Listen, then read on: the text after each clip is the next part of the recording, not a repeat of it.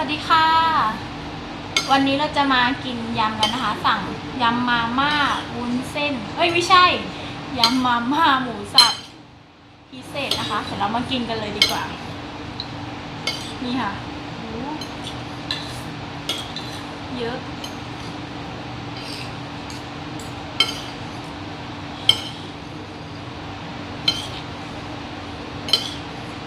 กินข้าวด้วยกันค่ะ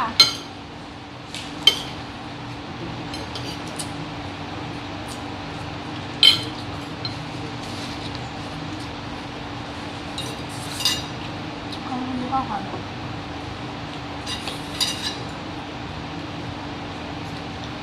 อร่อยค่ะ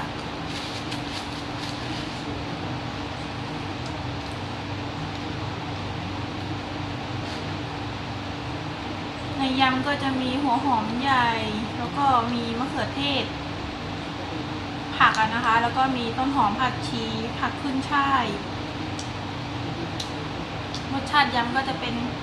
เปรี้ยวหวานเค็มแล้วก็เผ็ดนะคะ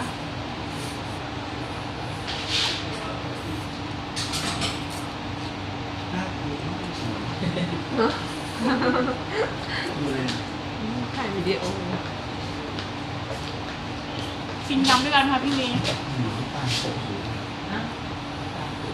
ำตาลตกเพราะน้ำตาลตกความดันขึ้นเนาะไม่ใช่หรอกน้ำตาลตกมันจะวูบถ้าน้ำตาลตกแสดงว่าไม่ค่อยได้กินอะไรขาดน้ำตาลขาดน้ำ เมื่อ ตา เช้า ล พี่เป๊ไม่กินข้าวเหรอน้ำตาลตกแสดงน้ำตาลขาดน้ำตาลกินเมื่อกี้กินน้ำผึ้งไปมีน้ำผึ้งคือเบี้ยวน้ำผึ้งติดที่ตัวไงเพราะไม่งั้นนะเราไปดูว่ารู้เลยเขาเกิดวูบใช่ไหมไม่น่าอะไรถึงทอดมันถึงบอกว่าคนเป็นเบาหวานอ่ะ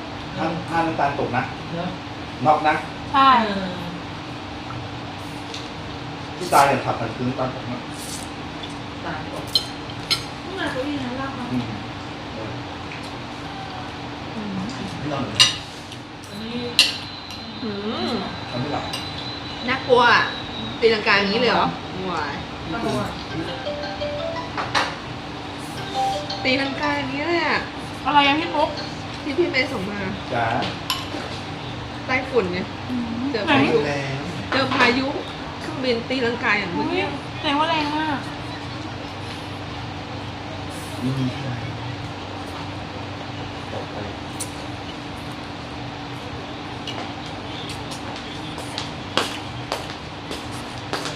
กับตันเก่งมาก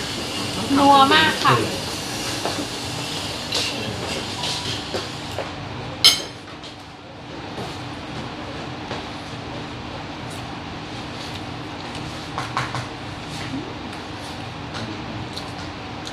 เพื่อนๆกินข้าวกับอะไรบ้างคะ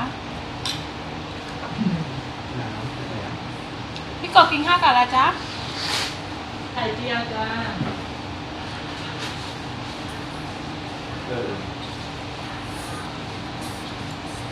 น่ากินเนาะ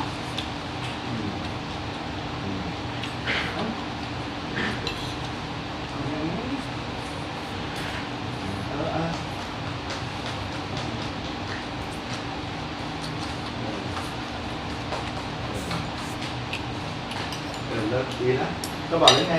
คบเด็กข้างหน้านี่ไงทำมือก็พูดบอกแล้วก็พูดบอกแล้วไง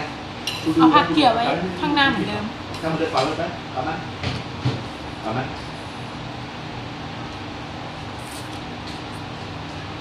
ไปไหมไปไหม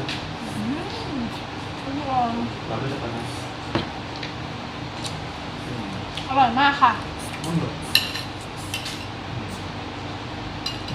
ตา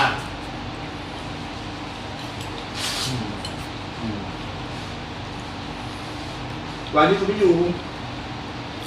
กูไปทำอีกเนี้ยให้น้องกูอีกทีเหมือนกันทำงานกันงานไม่ใช่ก็เรื่องงานกันก็เรื่องงานน้องกูหนึ่งนู่นมีงานที่มหาลัยไม่อยู่กันไม่น่าจะมีใครอยู่เลยไปเลยเดี๋ยวกูเอากุญแจวางให้แอบให้ รู้เรื่องเดี๋ยวไม่รู้เลยเดี๋ยวรอสักนานเดี๋ยวเดี๋ยวตาม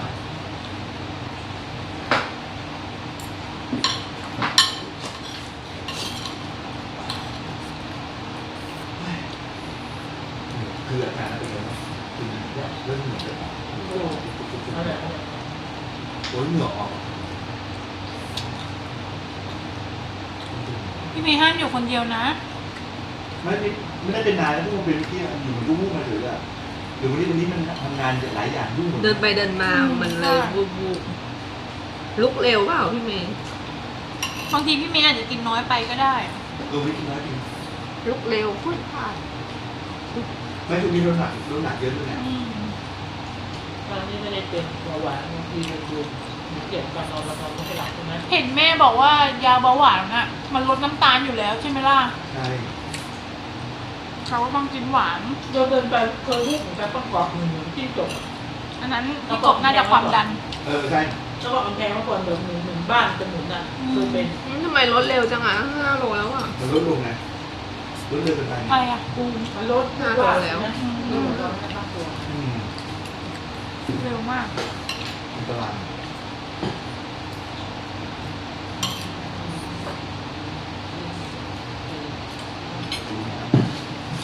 คือจริงๆก็พูดดีคือก็บอกว่าจริงๆแบบแรกก็แรงจริงก็แรงคือก็เราก็รู้ว่าใครหนักก็หนักแรงแล้วไม่เหลือคือ แต่ว่าเขาเวลาเขาเริ่มต้นยังไงเขาจะได้ยินเสียงหุ่นดีแล้วล่ะ สุดท้ายก็ถึงว่าก็แรงกันแหละชีวิตเขาไม่ก็คือว่าเขาไม่จบไงเขาเราเป็นที่ต่อเนื่อง หมดแล้วนะคะ เดี๋ยวลาไปก่อนนะกลับบ้าน